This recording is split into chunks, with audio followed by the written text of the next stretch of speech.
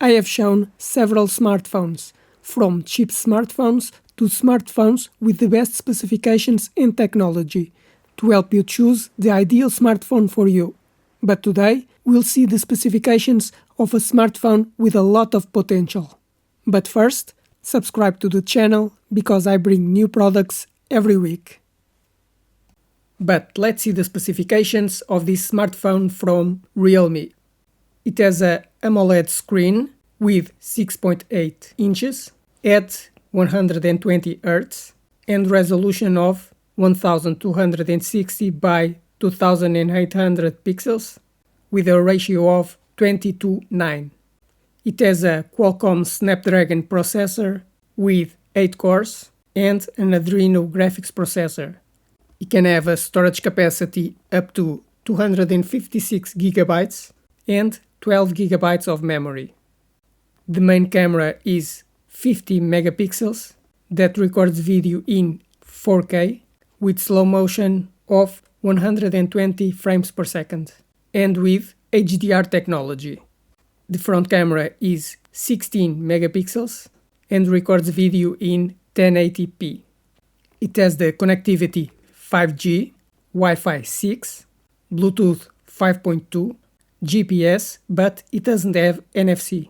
It also has a USB 2.0 Type-C connection for charging the battery and transferring files to the computer. To unlock, there is a fingerprint reader under the screen and has facial recognition. It has a 6000 mAh battery with 80-watt charging, but it doesn't have wireless charging. The screen has Corning Gorilla Glass protection against scratches and drops. It is built with plastic and artificial leather, IP69 certified for water and dust resistance, and weighs 190 grams. You can put 2 nano SIM cards for communication, but it's not compatible with a microSD card. This is a smartphone with normal technology and specifications, so it has an average price, and it's perfect for the normal user. But it's not a smartphone I recommend if you want a very good and versatile smartphone. Smartphones have become the most important device in our lives, due to their versatility, convenience, and communication capabilities. But with so many different smartphone models, it can be difficult to choose which smartphone you should buy, because you have to consider several features: the screen size, amount of memory, processor speed, camera resolution, connectivity, or the sensors it has. But I will explain all these features to you, so you know how to choose a new smartphone.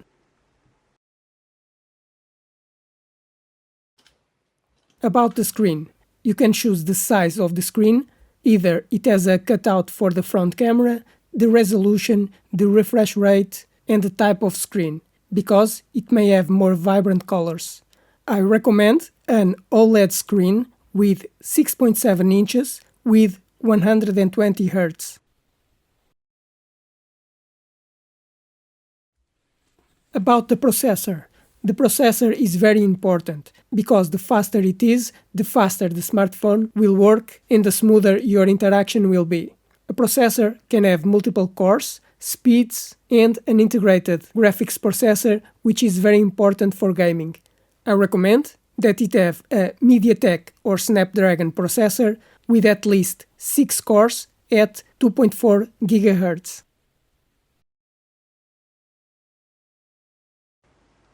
About the structure. A smartphone can be made with different materials: plastic, metal, or glass. It can also have a coating to be more resistant to impacts or scratches. And it can be waterproof and dustproof. I recommend that is made of aluminium for better cooling, with Gorilla Glass protection to protect the screen from scratches, and IP67 certification against dust and water. The RAM memory is the memory that all applications will be running when you use your smartphone. So, if you normally have many apps open, you have to have a lot of memory, and you can choose from 4 GB to 24 GB. I recommend that you choose with at least 8 GB, but if you play games on your smartphone, you may need more.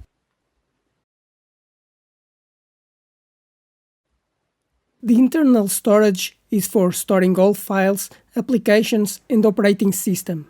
A smartphone can have between 64 GB and 1 TB of capacity.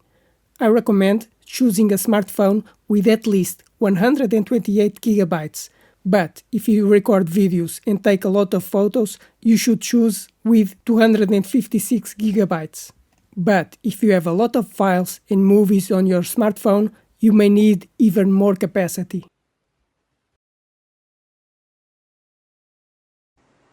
The smartphone normally has two types of cameras, the rear camera and the front camera.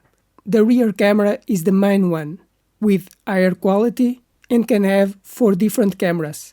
A camera can have a very large sensor for better imaging, better sensitivity at night, take photos up to 50 megapixels, and record in 8K. I recommend that you choose a camera that records videos in at least 1080p and captures photos in 12 megapixels.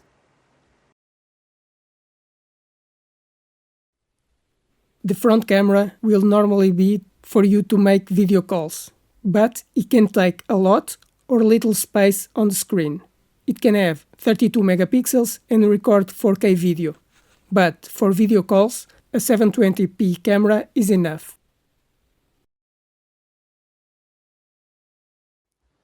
About the smartphone security, so that only you can unlock the smartphone, you can use a password, a fingerprint reader that detects your finger, or facial recognition that detects your face. I recommend that it has at least a fingerprint reader, but it's up to you if you prefer other protection systems.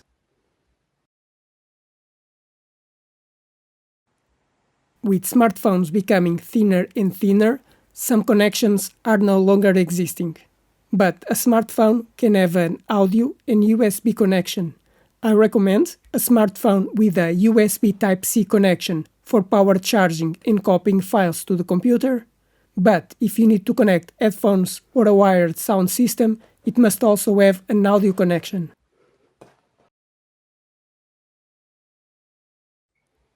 About wireless connectivity, the smartphone is connected to the internet using mobile data or Wi-Fi.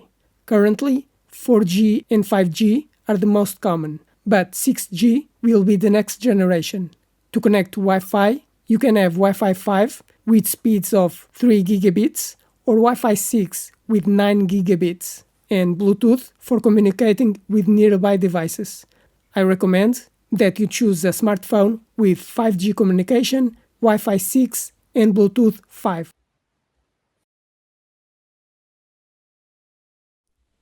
But a smartphone can also allow compatibility with other cards, because a smartphone can have 2 SIM cards for mobile communication, but you can also put a microSD card to expand the storage capacity. The smartphone has at least 1 nano SIM card, but if you need to expand the storage, you can also put a microSD card.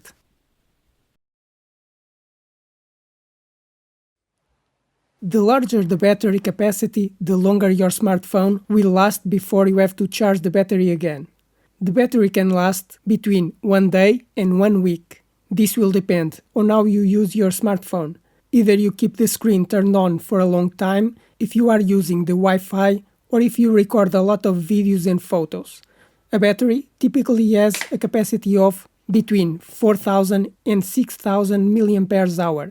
I recommend with at least 5,000 mAh, but the higher capacity the better.